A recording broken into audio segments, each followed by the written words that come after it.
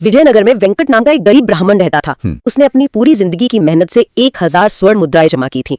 उस जमाने की अर्थव्यवस्था के हिसाब से देखा जाए वो तो बहुत बड़ी रकम होगी। बिल्कुल। आज के समय में ये करोड़ों रुपए की संपत्ति के बराबर है। अब हुआ ये कि वेंकट को एक लंबी तीर्थ यात्रा पर जाना था और डाकुओं का डर तो उस समय रहता ही था। हाँ, डाकुओं के डर से वो इतना पैसा साथ नहीं ले जा सकता था और घर पर छोड़ना भी सुरक्षित नहीं था। तो वो अपनी ये अमानत नगर के एक बहुत ही मशहूर और अमीर सेठ राघव को सौंप देता है। राघव सेठ, नाम तो बहुत सुना है। हाँ, राघव बहुत ही मीठी बातों से उसे भरोसा दिलाता है। वेंकट चला जाता है, लेकिन जैसे ही वो जाता है राघव का लालच जाग उठता है और वो सोने को लोहे के सिक्कों से बदल देता है। यहाँ रुककर थोड़ा वेंकट की मानसिकता को समझना बहुत जरूरी है। मैं हमेशा सोचता हूँ कि उसने राघव को ही क्यों चुना। हाँ, मतलब किसी और को भी तो दे सकता था ना। बिल्कुल। हमारे स्रोतों में यह स्पष्ट है कि राघव नगर का एक बहुत ही रसूखदार व्यक्ति था। वो बाहर से बहुत सज्जन दिखता था। अच्छा। मनोविज्ञान में ना इसे कॉग्निटिव ईज यानी संज्ञानात्मक सहजता कहा जाता है। इंसान का दिमाग हमेशा आसान रास्ता खोजता है। ओह, आसान रास्ता मतलब कैसे? मतलब किसी अजनबी के साथ जटिल कानूनी दस्तावेज बनाने या कोई ठोस व्यवस्था करने के बजाय किसी ऐसे व्यक्ति पर भरोसा करना बहुत आसान लगता है जो समाज में स्थापित है। हाँ, जो अच्छे कपड़े पहनता है। बिल्कुल, और जिसकी बोली में बहुत मिठास है। अरे ये तो बिल्कुल वैसा ही हुआ जैसे आज के समय में अपनी सारी जमा पूंजी किसी ऐसे बैंक या फंड में डाल देना जिसका कोई रेगुलेशन ही ना हो। एकदम सही एनालॉजी दी आपने। है ना? और वो भी सिर्फ इसलिए क्योंकि वहाँ का मैनेजर बहुत मीठी अंग्रेजी बोलता है और उसकी गाड़ी बहुत महंगी है। हम अक्सर बाहरी सज्जनता को ही सुरक्षा का गारंटी मान लेते हैं। हाँ, और इसी को अगर हम आधुनिक भाषा में कहें तो ये एफिनिटी फ्रॉड का एक क्लासिक मामला लगता है। ओह, एफिनिटी फ्रॉड। हाँ, जहां अपराधी उसी समुदाय या सामाजिक दायरे का हिस्सा होने का फायदा उठाता है। समाज अक्सर रुतबे को नैतिकता के साथ जोड़कर देखने की गलती कर बैठता है। मतलब लोग सोचते हैं कि अमीर है तो चोरी क्यों करेगा। बिल्कुल, ऐसा मान लिया जाता है कि जिसके पास पहले से ही बहुत पैसा है वो चोरी क्यों करेगा। राघव बाहर से एक सम्मानित सेठ था, लेकिन अफसर ने उसके अंदर के छिपे हुए रूप को बाहर ला दिया। सच में अफसर बहुत बड़ी चीज होती है। स्रोत बताते हैं कि जब राघव ने दरवाजे बंद करके वो थैली खोली और इतनी बड़ी मात्रा में सोना देखा ना, तो उसका लालच अनियंत्रित हो गया। ओह, सोना देखकर तो किसी की भी नीयत डोल सकती है। हाँ, उसने तुरंत सोच लिया कि ये लक्ष्मी अब वापस नहीं जाएगी। ये दिखाता है कि लालच हमेशा डरावने रूप में सामने नहीं आता, ये भरोसे के मुखौटे के पीछे बहुत ही शांत तरीके से प्राप्त है। यहाँ पर राघव के उस शांत तरीके पर सवाल उठाना जरूरी है। मैं सोच रही थी कि कहानी में यहीं से एक बहुत ही अजीब मोड़ आता है। अजीब मोड़? वो कैसे? देखिए, राघव सिर्फ सोने की जगह लोहे के सिक्के नहीं भरता। जिस थैली में सोना था ना, उसमें एक छोटा सा सुराख था। अच्छा, छेद था उसमें। हाँ, राघव को डर था कि अगर उसने कोई दूसरी थैली इस्तेमाल की तो वेंकट उसे पहचान जाएगा। इसलिए वो नगर के एक दर्जी को बुलाकर बिल्कुल वैसी ही नई थैली सिलवा लेता है। अरे बाप रे, इतनी चालाकी! वही तो। अब मुझे एक बात समझ नहीं आती, अगर राघव इतना ही चालाक और ताकतवर था तो वो वेंकट के लौटने पर सीधे सीधे ये क्यों नहीं कह सकता था कि तुम्हारे पैसे मेरे घर से चोरी हो गए? ये सवाल तो बहुत वाजिब है ना? उसने ये नई थैली बनवाने का इतना जटिल नाटक क्यों रचा? मतलब ये तो 16वीं सदी के फोटोशॉप जैसा कुछ हो गया। 16वीं सदी का फोटोशॉप? हाँ, ये अच्छा था। लेकिन अगर हम क्रिमिनल साइकोलॉजी यानी अपराध मनोविज्ञान की गहराई में जाएं तो राघव का ये कदम बहुत स्वाभाविक लगता है। अच्छा, वो कैसे? क्योंकि लालच इंसान को न सिर्फ अंधा बनाता है बल्कि उसे ओवर कॉन्फिडेंट यानी अति आत्मविश्वासी भी बना देता है। Over confident. अगर राघव ये कहता कि घर में चोरी हो गई तो बात पुलिस या राजा के सिपाहियों तक पहुंचती, घर की तलाशी होती, पूछताछ होती। हाँ, और वो झमेले में पड़ जाता। बिल्कुल, राघव उस झमेले से बचना चाहता था। वो एक परफेक्ट क्राइम करना चाहता था। Perfect crime? परफेक्ट क्राइम से आपका मतलब है कि कोई उंगली राघव की तरफ उठे ही ना? एकदम सही। वो चाहता था कि वेंकट जब वापस आए तो वो थैली बिल्कुल वैसी ही दिखे। अच्छा, ताकि वेंकट को शक ही ना हो। हाँ, जब वेंकट खुद अपने हाथों से थैली खोले और उसमें लोहा देखे तो उसे लगे कि शायद किसी जादू टोने से ऐसा हो गया, या शायद उसने खुद ही गलती से लोहे के सिक्के रख दिए थे। बिल्कुल, राघव चाहता था कि वेंकट खुद पर या अपनी किस्मत पर शक करे, न कि राघव की नीयत पर। वो अपने इस नाटक से खुद को पूरी तरह से पाक साफ दिखाना चाहता था। लेकिन क्या ऐसा हुआ? नहीं, यही अति आत्मविश्वास उसके पतन का कारण बन गया। अपराध विज्ञान का एक मूलभूत सिद्धांत है कि अपराधी अपराध स्थल पर हमेशा कुछ न कुछ छोड़ जाता है या वहां से कुछ ले जाता है। हाँ, और राघव के इस जटिल नाटक ने ही उसके खिलाफ एकमात्र भौतिक साक्ष्य, मेरा मतलब है फिजिकल एविडेंस, पैदा कर दिया। वो नई थैली? बिल्कुल, वो नई थैली। अरे वाह! और यही नई थैली आगे चलकर उसके गले का फंदा बनी। होता यह है कि 2-3 साल बाद वेंकट तीर्थ यात्रा से वापस लौटता है। तीर्थ यात्रा पूरी करके राघव बड़ी ही मिठास से उसका स्वागत करता है और उसे उसकी थैली सौंप देता है। वेंकट खुशी खुशी घर जाता है, लेकिन जैसे ही थैली खोलता है उसके पैरों तले से जमीन खिसक जाती है। मतलब सदमा लग गया होगा उसे। बिल्कुल, सोने की जगह लोहे के सिक्के। वो भागता हुआ वापस राघव के पास जाता है। अब चूंकि राघव ने पहले से ही वो परफेक्ट क्राइम वाली योजना बना रखी थी, हाँ, वो तो पहले से तैयार था। उसने तुरंत आक्रामक रुख अपना लिया। उसने वेंकट को ही चोर और झूठा करार दे दिया और धक्के मारकर घर से निकाल दिया। बहुत बुरा हुआ। एक गरीब ब्राह्मण जिसकी कोई सामाजिक हैसियत नहीं है, वो एक ताकतवर सेठ का क्या ही बिगाड़ लेता। देखिए, ये एक बहुत ही महत्वपूर्ण बिंदु है जहां मामला सिर्फ एक चोरी से बढ़कर न्याय व्यवस्था की परीक्षा बन जाता है। सही कहा। यहाँ ताकत और लालच ने मिलकर सच्चाई की आवाज को दबाने की कोशिश की है। जब समाज में असमानता होती है ना, तो न्याय की उम्मीद कमजोर पड़ने लगती है। लेकिन वेंकट हार नहीं मानता। वो सीधे विजयनगर के राजा कृष्णदेव राय के दरबार में पहुंचता है। रोते हुए अपनी पूरी आपबीती सुनाता है। राजा के दरबार में? राजा सारी बात सुनते हैं, लेकिन कानून तो सबूतों पर चलता है, आंसुओं पर नहीं। बिल्कुल, कानून अंधा होता है। वेंकट के पास इस बात का कोई सबूत नहीं था कि उसने राघव को सोने के सिक्के ही दिए थे। कोई गवाह नहीं था। कोई कागज भी नहीं होगा। हाँ, किसी कागज पर कोई दस्तखत नहीं थे। बिना किसी सबूत के एक राजा भी सीधे किसी सम्मानित सेठ को सजा नहीं सुना सकता। क्योंकि इससे समाज में गलत संदेश जाता और व्यापारी वर्ग में असंतोष फैल सकता था। बिल्कुल। मैं कहूंगा कि ये किसी भी न्यायिक प्रक्रिया की एक बहुत बड़ी सीमा है। प्रत्यक्ष प्रमाण मतलब डायरेक्ट एविडेंस के बिना फैसला सुनाना लगभग असंभव होता है। हाँ, राजा भी मजबूर थे। राजा कृष्णदेव राय ये समझ रहे थे कि वेंकट शायद सच बोल रहा है। उसका दर्द असली था, लेकिन राघव का रुतबा और गवाहों की कमी एक दीवार बनकर खड़ी थी। तो ऐसे में क्या किया जाए? इतिहास गवाह है कि जब प्रत्यक्ष प्रमाण ना हो और मामला पूरी तरह से उलझ जाए, तब सत्य को बाहर लाने के लिए एक बहुत ही उच्च कोटि के विश्लेषणात्मक और बौद्धिक दृष्टिकोण की आवश्यकता होती है।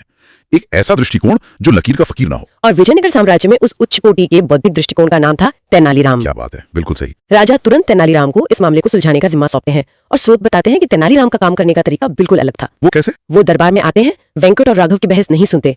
वो सिर्फ उस थैली को अपने हाथ में लेते हैं, उसे बहुत ध्यान से देखते हैं, उसकी सिलाई को परखते हैं और मुस्कुरा देते हैं। अरे, मतलब उन्हें सुराग मिल गया। बिल्कुल। यहाँ तेनालीराम किसी पारंपरिक जज या न्यायाधीश की तरह बर्ताव नहीं कर रहे हैं जो गवाहों के शपथ लेने का इंतजार करें। वो एक आधुनिक फोरेंसिक एक्सपर्ट की तरह काम कर रहे हैं। ये एक बहुत ही सटीक विश्लेषण है। मैं तो कहूंगा कि अगर हम इसे व्यापक संदर्भ से जोड़कर देखें तो तेनालीराम की बुद्धिमत्ता इसी बात में थी कि उन्होंने सवाल का केंद्र ही बदल दिया। सवाल का केंद्र बदल दिया। हाँ, जब कोई गवाह नहीं होता तो परिस्थिति जन्य साक्ष्य, जिसे हम सर्कमस्टेंशियल एविडेंस कहते हैं ना, वही सच्चाई बयान करते हैं। अच्छा, मतलब जो हालात बताते हैं। बिल्कुल। आम लोग या शायद राजा भी ये सोच रहे थे कि सोना कहाँ है या सोना किसने चुराया, लेकिन तेनालीराम ने उस चीज पर सवाल उठाया जो राघव के उस तथाकथित परफेक्ट क्राइम की सबसे कमजोर कड़ी थी।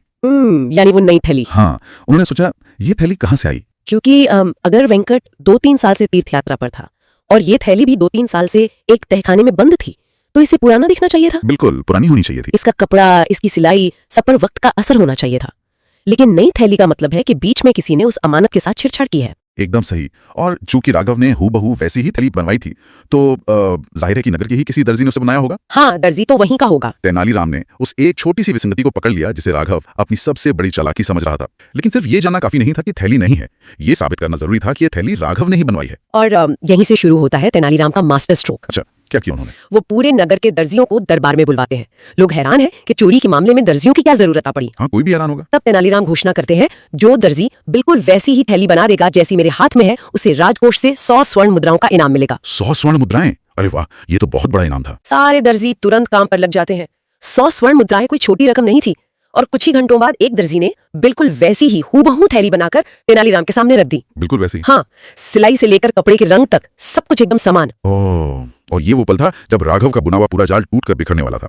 मनोवैज्ञानिक तौर पर देखें तो ये उस दर्जी के लिए भी एक बहुत बड़ा क्षण था। तेनालीराम ने उस दर्जी से सीधे सीधे नहीं पूछा कि तुमने ये थैली किसके लिए बनाई। तो क्या पूछा? उन्होंने पूछा, सच सच बताओ, क्या तुमने पहले भी कभी ऐसी थैली बनाई है? क्या बात है, बहुत चालाकी से पूछा। दर्जी ने बिना किसी हिचकिचाहट के कह दिया, जी हाँ महाराज, करीब 3 साल पहले राघव सेठ ने मुझसे बिल्कुल ऐसी ही थैली बनवाई थी। अरे बाप रे, राघव तो गया काम से। और ये सुनते हुए पूरे दरबार में जो सन्नाटा छाया होगा ना, उसकी बस कल्पना की जा सकती है। तुरंत राघव सेठ को दरबार में पेश किया गया। फिर क्या हुआ? जो सेठ अब तक अपने रुतबे के अहंकार में शेर बन रहा था, दर्जी की गवाही सुनते ही उसकी हालत खराब हो गई। उसका सारा अति आत्मविश्वास ताश के पत्तों की तरह ढह गया।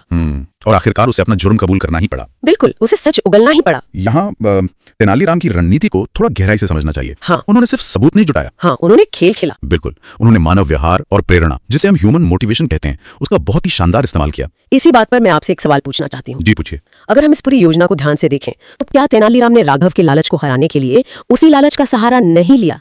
अब इनाम की बात कर रहे हैं? हाँ, मेरा मतलब है उन्होंने दर्जी के सामने 100 स्वर्ण मुद्राओं का इनाम रखा।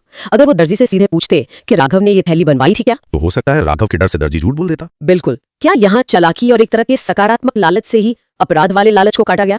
क्या जहर ही जहर को मारता है? ये सवाल इस पूरी चर्चा का सबसे अहम पहलू है। मैं तो कहूंगा कि इसे बिहेवियरल इकोनॉमिक्स या व्यवहारिक अर्थशास्त्र के नजरिए से देखें। कैसे? दर्जी के सामने दो चीजें थीं। एक तरफ था राघव सेठ का डर, जो नगर का एक ताकतवर व्यक्ति था। हाँ, उससे पंगा लेना तो खतरे से खाली नहीं था। अगर दर्जी बिना किसी वजह के राघव के खिलाफ बोलता तो उसकी जान या व्यापार को खतरा हो सकता था। और दूसरी तरफ था राजा का दरबार और 100 स्वर्ण मुद्राओं का कानूनी इनाम। तेनालीराम ने एक ऐसा असममित जोखिम इनाम यानी एसिमेट्रिक रिस्क रिवॉर्ड का ढांचा तैयार किया, जहाँ सच बोलना दर्जी के लिए सबसे ज्यादा फायदेमंद हो गया और सुरक्षित भी। मतलब तेनालीराम ने दर्जी को एक तरह का सुरक्षित घेरा दे दिया, जिसे सेफ हार्बर कहते हैं, जहां वो सच भी बोल दे और उसे इनाम भी मिल जाए। बिल्कुल। ज्ञान और बुद्धिमानी की असली जीत इसी में है कि वो मानव मनोविज्ञान को बहुत गहराई से समझती है। सही बात है। तेनालीराम ने कोई डरा धमकाकर गवाही नहीं ली। उन्होंने एक ऐसा अवसर पैदा किया जिसे ठुकराना किसी भी आम इंसान के लिए मुश्किल था। तो क्या इसे लालच कहेंगे?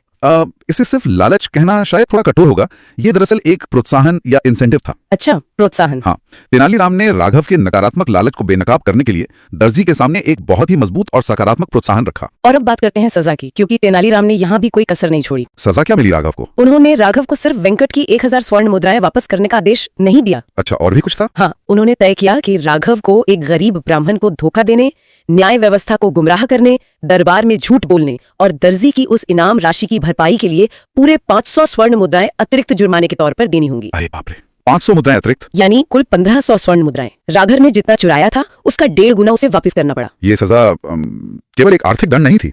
मैं समझता हूँ कि समाज के लिए और खासकर उन रसूखदार लोगों के लिए एक बहुत कड़ा संदेश था, जो सोचते हैं कि वे कानून से ऊपर हैं। बिल्कुल, जो सोचते हैं कि उन्हें कोई छू नहीं सकता। ये साबित करता है कि भरोसे का फायदा उठाना एक बहुत बड़ा अपराध है। हाँ, सिर्फ चोरी नहीं, विश्वासघात भी। अगर राघव को सिर्फ वो 1000 मुद्राएं ही वापस करनी पड़ती तो शायद वो इसे एक व्यापारिक नुकसान मानकर भूल जाता। ओह, ये तो सोचने वाली बात है। लेकिन 500 मुद्राओं का अतिरिक्त जुर्माना उसके अहंकार पर एक बहुत बड़ी चोट थी। ये दंड उसे जिंदगी भर याद दिलाता रहेगा कि उसका लालच उस पर कितना भारी पड़ा। और यही इस कहानी का और हमारे आज के इस स्रोत का सबसे बड़ा नैतिक संदेश है। अक्ल हो तो बिना तलवार के भी युद्ध जीता जा सकता है। बिल्कुल सही, बुद्धिमानी सबसे बड़ा हथियार है। तेनालीराम ने कोई तलवार नहीं उठाई, कोई बल प्रयोग नहीं किया, किसी को शारीरिक यातना नहीं दी। सिर्फ अपने दिमाग का इस्तेमाल किया। हाँ, उन्होंने सिर्फ राघव के लालच के खिलाफ अपनी अक्ल का इस्तेमाल किया और सच्चाई को बाहर निकाल लाए। राघव ने सोचा था कि वो बहुत चालाक है, उसने हर सुराग बंद कर दिया है, लेकिन असल में उसकी वही अतिरिक्त चालाकी, वो नई थैली बनवाने की जिद, हाँ, वही उसकी सबसे बड़ी कमजोरी बन गई।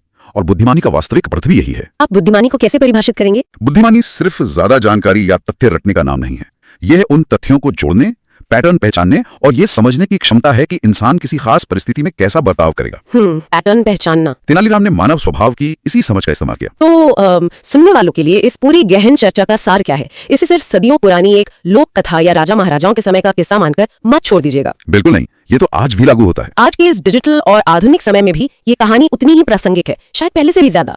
आज हमारे चारों तरफ कितनी ही ऐसे राघव सेठ हैं जो अलग अलग मुखौटों में घूम रहे हैं। ये सच है, आज परफेक्ट क्राइम का तरीका बदल गया है। कैसे? आज लोग थैलियां नहीं बदलते, आज लोग पॉन्जी स्कीम चलाते हैं, अनरेगुलेटेड क्रिप्टो फंड्स में निवेश का लालच देते हैं। हाँ, जहाँ रातों रात अमीर बनने का सपना दिखाया जाता है। बिल्कुल, या इंटरनेट पर मीठी मीठी बातें करके फिशिंग घोटाले करते हैं। एकदम सही। आज के समय में भी क्रिटिकल थिंकिंग यानी आलोचनात्मक सोच और सतर्कता ही हमारी सबसे बड़ी ढाल है। बिना सोचे समझे किसी पर भरोसा नहीं करना चाहिए। कोई भी घोटाला या धोखा कितना भी अचूक क्यों न लगे, अगर चीजों को ध्यान से देखा जाए, सही सवाल पूछे जाए, तो उसका सुराग जैसे उस थैली की नई सिलाई कहीं ना कहीं मिल ही जाता है। और ये भी याद रखना जरूरी है कि लालच सिर्फ अपराधी में नहीं होता। अच्छा, तो और किसमें होता है? कई बार पीड़ित व्यक्ति का अपना लालच या चीजों को आसानी से पा लेने की चाहत भी उसे ऐसे धोखेबाजों के करीब ले जाती है। मतलब हम खुद भी शॉर्टकट ढूंढते हैं। बिल्कुल, जब भी कोई प्रलोभन बहुत परफेक्ट लगे ना, तो रुक कर ये जरूर सोचना चाहिए कि इसमें कहीं कोई नई थैली तो नहीं सिली जा रही। ये तो बहुत गहरी बात कही आपने।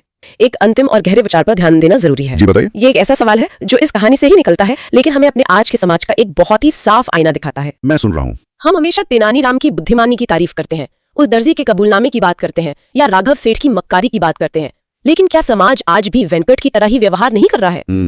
ये एक बहुत ही विचारणीय और चुभने वाला सवाल है ना? क्या हम आज भी लोगों के सामाजिक स्टेटस, उनके महंगे कपड़ों, उनकी गाड़ियों और इंटरनेट पर उनके ब्लू टिक या वेरीफाइड स्टेटस को ही उनकी ईमानदारी का सर्टिफिकेट नहीं मान लेते? बिल्कुल मान लेते हैं। लोग फॉलोअर्स देखकर भरोसा कर लेते हैं। हाँ, बिना किसी जांच पड़ताल के, बिना किसी कानूनी कागजात के, सिर्फ एक इंसान के रसूख को देखकर हम अपनी जीवन भर की मेहनत, अपना डेटा या अपनी निजता उसे सौंपने को तैयार हो जाते हैं, जो कि बहुत खतरनाक है। तो सुनने वालों के लिए असली सवाल ये है कि क्या हम अपना भरोसा सही जगह रख रहे हैं, या फिर हम भी सिर्फ किसी की मीठी बातों और उसके सामाजिक रुतबे के जाल में फंसकर अपने सोने के सिक्कों को लोहे में बदलने का इंतजार कर रहे हैं? और यही वो अंतिम सवाल है जो इस पूरी घटना को आज के समय के लिए एक गंभीर चेतावनी बना देता है। बिल्कुल। वेंकट की गलती सिर्फ इतनी नहीं थी कि उसने गलत इंसान पर भरोसा किया, उसकी गलती ये थी कि उसने इंसान को परखने का पैमाना ही गलत चुना था। सही बात है। इसी विचार के साथ आज की ये गहन चर्चा यहीं समाप्त होती है। बहुत ही शानदार चर्चा रही। ये सोचने का समय है कि कहीं हमारे भरोसे का बैंक भी सिर्फ एक मीठी मुस्कान और अच्छे कपड़ों के सहारे तो नहीं चल रहा। हाँ, सतर्क रहना बहुत जरूरी है। अगली बार किसी नए विषय के साथ कुछ और नई परतों को खोलने के लिए फिर हाजिर होंगे। तब तक के लिए सवाल पूछते रहिए, दिखावे से बचिए और अपनी अक्ल का इस्तेमाल करते रहिए।